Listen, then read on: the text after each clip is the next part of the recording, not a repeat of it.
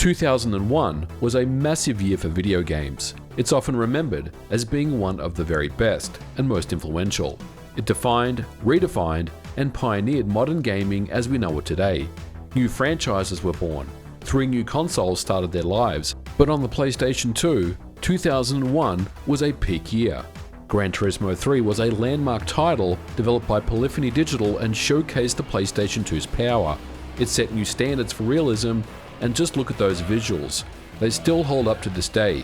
But above all, the game featured realistic driving physics, over 180 licensed cars from manufacturers around the world, with stunning car models and 19 courses that were beautifully crafted with exceptional lighting and track detail, all running at a silky smooth 60 frames per second. The gameplay was deep, with extensive tuning options, and while it didn't have as many cars as Gran Turismo 2, Gran Turismo 3 is still considered the peak of the franchise by many fans, and to this day, it's still the best-selling PlayStation 2 title with nearly 15 million units sold. Eco was a groundbreaking title for the PlayStation 2. The game perfectly captures a deliberately minimalistic story narrative. Ostracized by his village for having horns, Eco is imprisoned in a large mysterious castle, and soon encounters a ghostly girl who speaks an unknown language. The story of Eco follows the duo in an attempt to escape the castle by solving various environmental puzzles. This is minimalism at its finest. With no HUD, no map or guidance, it's a wonderfully crafted game by Fumito Ueda, who took inspiration from Eric Chahir's Another World. But thanks to the PlayStation 2's power, Eco is a technical showcase of the hardware's soft lighting and muted colors. While the game didn't sell particularly well compared to other heavy-hitter titles of 2001, it carved its own niche with follow-up titles Shadow of the Colossus and The Last Guardian, both incredible games in their own right.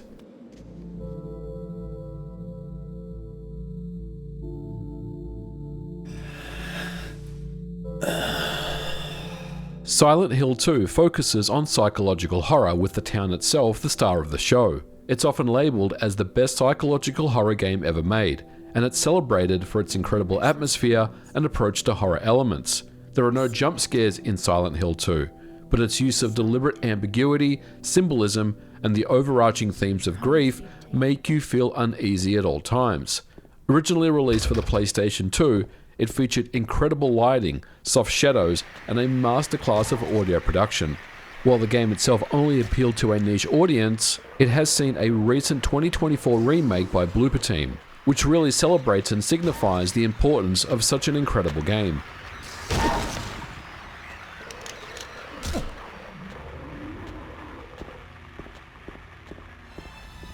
The term masterpiece gets thrown around a lot, but Metal Gear Solid 2 Sons of Liberty has to be a part of that exclusive group of games. At its core, it's a stealth action game with a deep narrative and innovative gameplay. In its execution, it's incredible. While linear in its story progression, there are many interactive elements in the game and different paths that can be chosen to reach the next objective. Boss encounters are some of the very best ever, and the incredible tech is some of the very best on the PlayStation 2 that still holds up. The game runs at 60 frames per second and holds it. MGS2 was ahead of its time, and it pushed the PS2 to its limits, with detailed character models, realistic animations, cutscenes that were fully cinematic, and in-engine visuals for seamless transitions. From floor reflections, breakable objects with a robust physics system, it also featured incredible lighting and shadows. But above all, Metal Gear Solid 2 has a compelling story narrative with incredible voice acting and music, which was the icing on the cake. It's hard to believe that this game released in 2001, but it's just another exceptional game that released in an exceptional gaming year.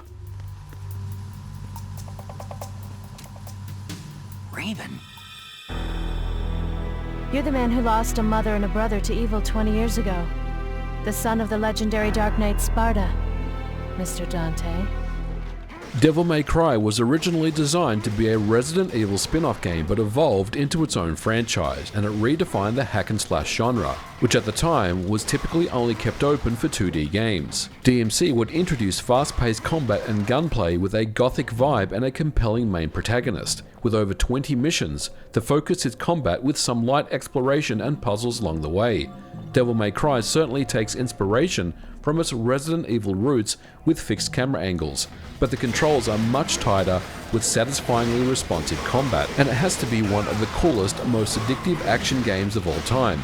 It pioneered the genre and it influenced titles later on such as Bayonetta. 2001's Jak and Daxter: The Precursor's Legacy capped off a stellar year with a December release. 3D platformers by then had started to feel a bit dated, or so we thought. The Precursor's Legacy is an incredibly fun and vibrant 3D adventure that became a PS2 defining title and cemented Naughty Dog's reputation as one of the best in the industry. On a technical level, it did some incredible things. There are no loading screens, and the entire game is one open level. We're talking 17 years before God of War 2018. And it's all thanks to the power of the PlayStation 2's vector units and its streaming pipeline to constantly feed data around the bus that made all this possible. In 2001, the graphics were stunning, with lush visuals with an incredible lighting system. Precursor's Legacy was the first in a long and fruitful franchise. And to cap it off, there's exceptional voice acting and an amazing soundtrack by Josh Mansell.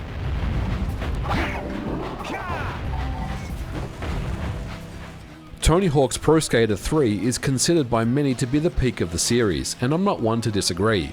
It's the right balance of easy to pick up but hard to master gameplay, and thanks to the shift to the PlayStation 2 at the time, the controls were much tighter than the previous gen versions on the PS1 and Nintendo 64.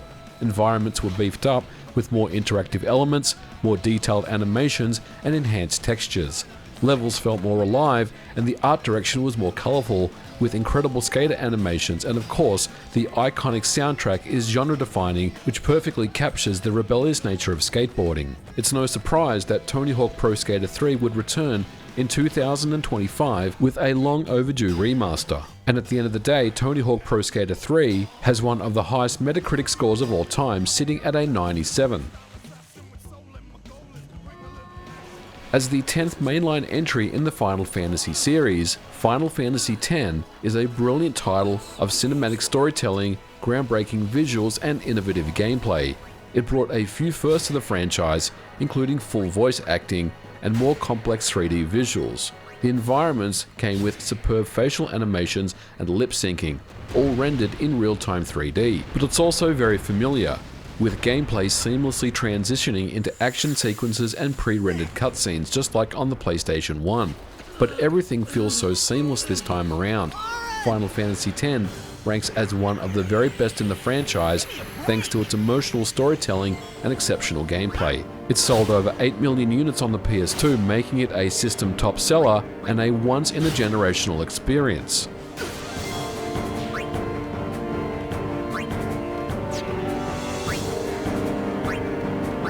GTA 3 by DMA Design is a game that's been ported to many platforms over the years, but originally released in 2001 on the PlayStation 2. It's an open-world crime-based action-adventure game and widely regarded as the first open-world sandbox. It popularized the genre with its use of 3D, immersive storytelling, and unprecedented player freedom. Liberty City feels alive with pedestrians, traffic, and dynamic events with tons of missions to play. Or simply do none of that and just explore the city at your own pace. It's an incredible game with top quality visuals, art design, voice acting, and radio stations. It's the game that started it all, selling 14.5 million copies on the PlayStation 2 alone. And the GTA franchise is even bigger now more than ever, with anticipation of GTA 6 reaching fever pitch when it releases sometime in 2026. The original Xbox launched in 2001, and it needed a killer app, and Halo Combat Evolved would be that game. Halo is an epic sci-fi story which balances real-time combat, cutscenes, and in-game dialogue and commentary from Cortana, Master Chief's AI companion.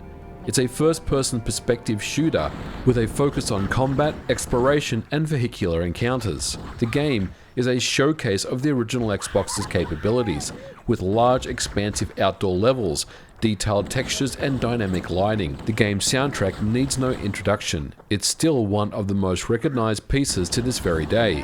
At the time, many believed that Halo would not be possible on any other console other than the original Xbox, and this is thanks to the Xbox's built-in hard drive that loaded levels in with lightning speeds. It took a matter of seconds to get into game, and only slight pauses between the levels themselves. Ultimately, Halo would redefine console FPS with smooth controls, incredible multiplayer, and most importantly, an intuitive control scheme, which is still the blueprint for most shooters to this very day. Halo would also score a 97 Metacritic in 2001. It sold exceptionally well and put the Xbox on the map, and its long-lasting legacy would spawn sequels, books, television shows, comics, and kids' toys. While the franchise over the years has had its twists and turns along the way, it's still very much a key pillar and an important part of the Xbox brand in 2025 and beyond. Just like the original Xbox, the Nintendo GameCube also launched in 2001, and it needed a strong launch lineup, with many questioning if the GameCube was capable of competing with the PlayStation 2 or original Xbox. Fortunately, Star Wars Rogue Leader destroyed the naysayers in one fell swoop. It showcased the console's graphical and audio prowess, and took full advantage of the GameCube for detailed 3D ships, expansive draw distances, and cinematic effects that put the player in some of the most epic moments in the Star Wars universe, including the incredible trench run Death Star sequence with amazing immersion, all at a locked 60 frames per second. Developer Factor 5 spared no expense in the development of the game, and it shows. From fully 3D detailed models and incredible sound design using their own Music X system. Rogue Leader set a standard for Star Wars games and influenced later titles such as Battlefront, and it's considered a high point of the franchise. Overall, it's an incredible game that scored a 90 out of 100 on Metacritic, with many fans requesting a modern remaster. Super Smash Bros. Melee is a crossover fighting game that was developed by HAL Laboratories and published by Nintendo for their GameCube in 2001. It's regarded as one of the best fighting games ever, with simple, easy-to-learn gameplay that pulls you in. But dig deeper, this is a very technical fighter wrapped up with a very familiar Nintendo charm. There are 25 playable characters with 29 stages, all inspired by Nintendo worlds from various games and franchises. There are various modes of play, including multiplayer. With incredible responsive controls to pull off combos, the game doesn't miss a beat, running at a fluid 60 FPS at all times. And thanks to the GameCube hardware, it looks, sounds, and plays exceptionally well. Smash Melee sold nearly 7.5 million units. Considering that the GameCube sold just 21 million, this was a strong attach rate.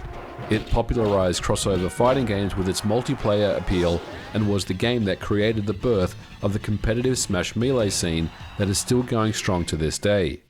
While the GameCube launch lineup was strong, another Nintendo console launched in 2001, the Game Boy Advance, the sequel to the very popular Game Boy handheld line. The GBA was too a handheld and had a strong showing of games in 2001 during its launch.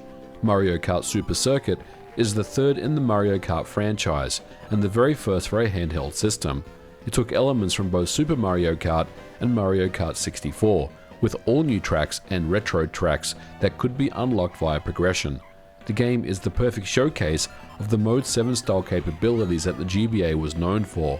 It has extremely responsive controls and uses the L and R shoulder buttons for item use and hopping. While it doesn't run at the silky smooth 60 FPS that the series is renowned for, it is still a very addictive game and loses none of the charm that makes the Mario Kart game so special. And it was an impressive launch game for the GBA, selling nearly 6 million units and scoring an impressive 93 on Metacritic. Golden Sun is a fantasy role-playing game developed by Camelot Software and published by Nintendo. It's a standout not only for role-playing games, but for handheld games on the GBA. It's a compelling single-player RPG with exploration, turn-based combat, and puzzle solving.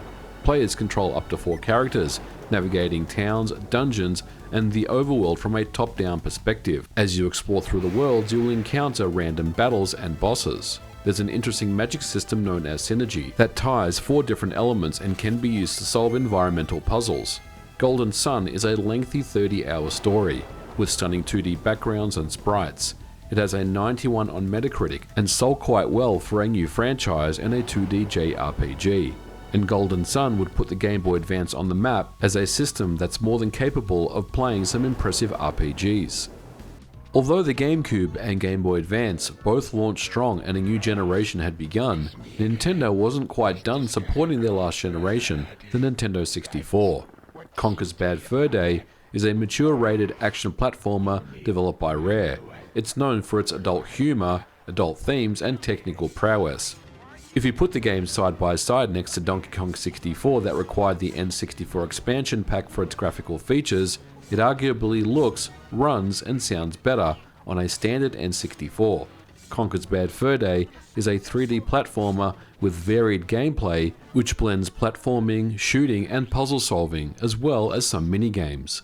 It's a technical marvel on the N64, pushing the aging hardware with detailed textures, vibrant colors, and smooth animations. While the game admittedly was overshadowed by the GameCube, its unique blend of platforming and adult humor made it a cult classic, and it's highly praised, scoring a 92 on Metacritic.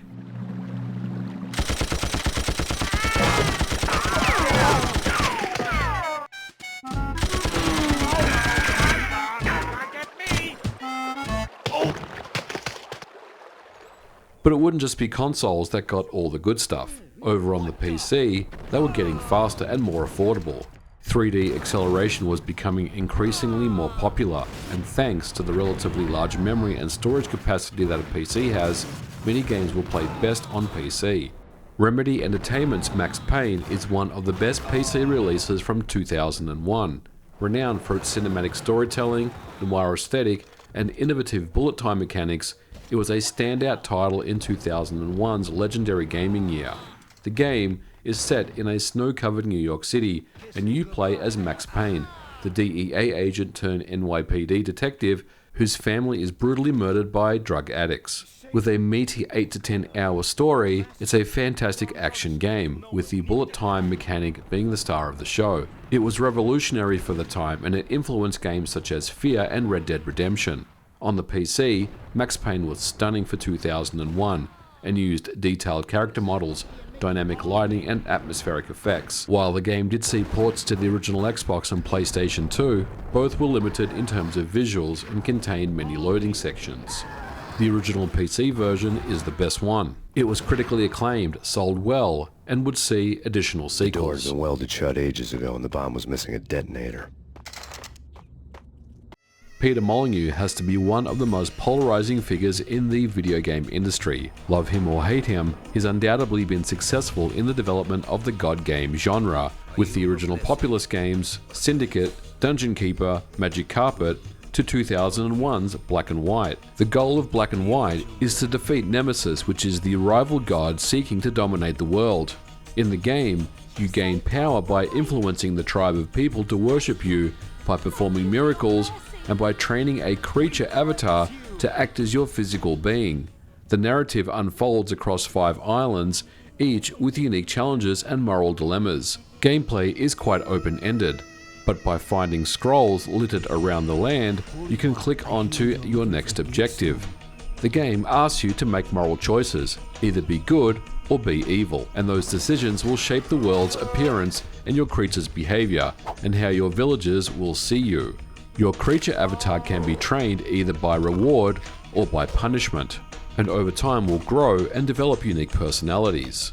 The game was a fascinating new take on the god game genre, with quite enhanced AI for the time. Black and White is controlled entirely using a mouse, with context-sensitive inputs for interaction. Technically, it's quite impressive. It allowed for the world to be zoomed in or out with levels of detail that hadn't been seen before in video games, and as such, required a pretty beefy PC to run for the time. But its lush 3D landscapes, dynamic weather, and detailed creature animations captivated the player, and to cap it off, the Russell Shaw soundtrack is superb. Black and White scored a 90 on Metacritic and sold very well at the time at over 2 million units. It was a PC exclusive and never saw a console release, and it redefined god games that Molyneux and Lionhead were renowned for. I wonder if there's anything in it.